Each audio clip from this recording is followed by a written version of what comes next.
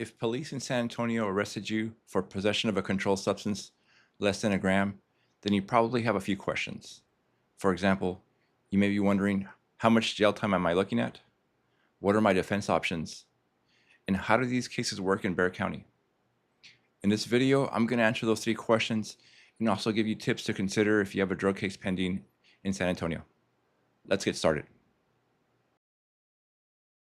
This video is for informational purposes only and does not constitute legal advice. It is not a substitute for consulting with a qualified attorney regarding your specific situation. Let's talk about the booking process. The first thing that happens after police arrest you in San Antonio for a drug crime or for any crime is they'll take you downtown. They'll take your fingerprints, a photo, and then they'll take you before a magistrate judge who will set a bond in your case. This is the most frustrating part of the case early on. That's because there's usually a gap between when police arrest you and when you see the magistrate judge. And the reason that's frustrating is your family members can't bond you out until you see the magistrate judge because the judge will set a bond. Until the judge sets a bond, you have to wait in limbo between that arrest and the magistration process. If you have a loved one, if you're trying to get them out of jail and they've just been arrested, I recommend check online. They have a magistration records to show who's been booked and processed. Once you have that information, you can go to a bond company or you can hire an attorney to post the bond. I recommend that when you do call the bond company or an attorney, have the defendant's full name, their date of birth, SID number, and case number if you have it. The more information you have, the easier it'll be to look up and to get the case moving. What does it mean to be in possession of a controlled substance? The legal definition is that you have to have actual care, custody, control, or management over the drug or contraband. That's the legal definition. Let me give you the plain English definition. For prosecutors to link you to the drugs, they have to show that you knew about the drugs and you had control over them either directly or indirectly. Let me show you how this works. Let's assume that police stop you on the side of the road and they search you and they find a baggie of contraband or drugs in your pocket. And they ask you, what is this? If you tell them those are my drugs, then in that situation, prosecutors will be able to prove possession pretty quickly because the drugs were in your pocket. That means you had control and you told them that you knew about the drugs because you told them those are your drugs. Let's change this fact pattern a little bit. Let's assume you're a soccer mom or soccer dad and you're driving the teenagers to practice. And let's assume further that one of the kids leaves their backpack in your SUV and that backpack has a marijuana cigarette or some other drug or contraband. Are you in possession of that drug? Physically, you have control over the drugs because the backpack is in your car. But the key point is you may not know what's in that backpack. You may not know that that teenager had a marijuana cigarette in your car, in the backpack that in your car. And that's why it's so important to review the body cam videos, the dash cam videos, and the police reports with your attorney to see how prosecutors and police are trying to link you to the drugs. No case is alike. In some cases, the possession issue will be pretty straightforward. Police will be able to connect you to them. In other cases, they won't. But it's not clear early on what the situation is going to be until you look carefully at that police report and the videos and evidence. So the bottom line is always review the videos and the body cam videos and the police reports with your attorney to make sure that police can or cannot link you to the drugs. If this information is helpful, then please click the like button below and subscribe to our channel. So what are the penalties for possession of a controlled substance less than a gram? It's a state jail felony, and it carries between 6 months and 2 years in a state jail facility and up to a $10,000 fine. However, if you're a first-time offender and you have no criminal history, Texas law guarantees you'll get probation on a state jail felony less than a gram charge in Texas. What are the two most common defenses to possession less than a gram in Bexar County? The two most common defenses I see in San Antonio are one, that the person was not in possession of the drugs, and two, that police violated that person's Fourth Amendment rights against unreasonable searches and seizures. Now, I've already talked about the first defense earlier, the possession element. Prosecutors have to show that you knew about the drugs and had control over them directly or indirectly. That's the most common defense. That's the most straightforward defense to a drug case. Now, the other defense that I see are Fourth Amendment violations. And they usually happen during traffic stops. Generally speaking, police need a reason to pull you over. If they don't, they can't stop you. That means that even if they have a hunch or suspicion, but no evidence to back it up that you're up to no good or you're committing a crime, they can't stop you. And if they do, then you need to speak to your attorney about filing a motion to suppress to exclude evidence they find as a direct result of that Fourth Amendment violation. In addition, traffic stops raise a second issue. And sometimes police have a reason to pull you over, but they go too far. In other words, they exceed the scope of the traffic stop. And here's how that works. Let's assume that you're speeding, that you're going 57 miles per hour in a 55 mile per hour zone. Police stop you, and then they start searching your car, but they have no evidence to do the search. In other words, the only reason they stopped you is that you were speeding, and then they start searching the trunk of your car, your backpack, your glove compartment, and assuming you didn't give them permission and they have no reason to do that, then they've gone too far. They've exceeded the scope of the traffic stop. If you're in that situation, then you should also file the motion to suppress. And this raises a third issue. It has to do with consent.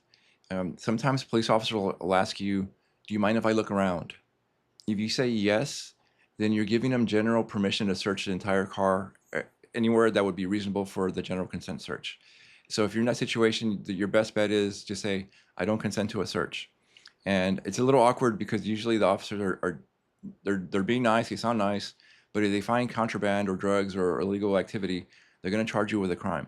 So the best thing to do in that situation is to say, I don't consent to a search. And those are the two most common defenses I see in Bexar County, that the person was not in possession of the drugs, and two, that police violated their Fourth Amendment rights against unreasonable searches and seizures. Okay, right now I'm going to talk about the immigration consequences of a drug case. If you're a US citizen, you can skip this part of the video. However, if you are a legal permanent resident, you have political asylum, or you have no status at all, you're going to want to pay close attention to this part of the case, or this part of the video. And if you plead guilty or no contest to a drug crime, a state jail felony drug crime like possession less than a gram, it's possible that you can be removed, deported, excluded, or denied admission into the United States. If you're in that situation, always speak to an immigration attorney before you make a decision on your case. Sometimes the immigration consequences are worse than the actual penalties for the drug crime. Always speak to an immigration attorney, and immigration attorneys will often work closely with the criminal defense attorneys to avoid those consequences. We can't guarantee it. No lawyer can guarantee that there will be no deportation or immigration consequences. Nevertheless, the Supreme Court has stated that by the versus Kentucky that criminal defense attorneys must advise their clients who are not citizens about the immigration consequences of pleading guilty or no contest to any crime, including drug crimes. What are your options in a possession less than a gram case in San Antonio? One option is you can go to trial. In other words, if you believe that, or if the evidence doesn't show that you were in possession of the drugs, then you can plead not guilty and go to trial, and the jury will decide whether you're guilty or not guilty. However, if you don't want to fight the charge, you have some interesting options in San Antonio to consider. The first option I'd recommend to talk to your lawyer about is called pretrial diversion, a pretrial diversion agreement. You have to apply and ask them if you can qualify for the PTD agreement. If they agree, then what will happen is they'll dismiss the charge. In exchange, they'll let you do counseling classes, community service hours, and pay fines or other court costs. If you complete the charge, the case will go away, and down the road, you may be able to get your record expunged. Now, this is up to the prosecutor, but it doesn't hurt to ask. Talk to your lawyer to see if you qualify for PTD. In addition, if you're a veteran, you may qualify for a veterans court. Veterans court, you'll also have to do classes and counseling, but at the end of the probation period or the term, you may be able to get your charges dismissed if you qualify. Again, the point is talk to your attorney to see if you qualify for either PTD or veterans court. Now, assuming you don't qualify for PTD, veterans court, and the evidence shows that you're guilty, then what happens next is you're probably going to get probation. For first-time offenders with no criminal history, they're looking at between 2 years of deferred adjudication, paying a fine, completing community service hours, paying court costs, attending drug counseling classes, and also reporting to a probation officer. If you complete all these classes and jump through the hoops, then the case will be dismissed. However, the arrest and the probation will still show up on your criminal history record. You may be able to get those sealed but not expunged, depending on your situation. If you are in jail, in other words, if you have criminal history, you've been in trouble before, and you have a conviction on your record, then one option to consider is called 1244. Now, 1244 is up to the prosecutors. Again, that means that defense lawyers can't file a motion for 1244. Sometimes the clients will ask me, can you file a 1244 motion for me? And a lot of people in jail will file those motions on their own. But the problem is that the law requires the prosecutors to make that request to the judge. Defense lawyers are not allowed to make that request. Nevertheless, defense attorneys can ask the prosecutors to make that request.